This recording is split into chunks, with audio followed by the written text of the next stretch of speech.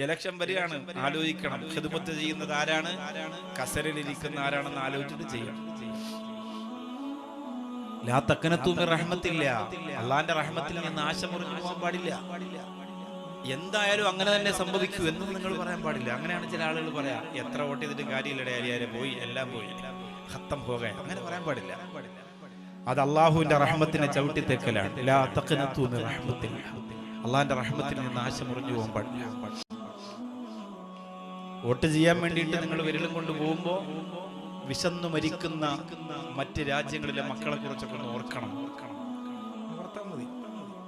അപ്പൊ നിങ്ങൾക്കൊരു മനുഷ്യനാകാൻ പറ്റും, നീതിയുടെ ഭാഗത്ത് നിലകൊള്ളാൻ പറ്റും. ഞങ്ങളുടെ ഉള്ളിലൊരു പാർട്ടി ഉണ്ടെങ്കിൽ ആ പാർട്ടി അലിഞ്ഞില്ലാണ്ടാവും, എന്നിട്ട് പുതിയൊരു സാധനം ഉണ്ടാവും. അങ്ങനെ ഉണ്ടാക്കണം, അങ്ങനെ ഉണ്ടാക്കണം.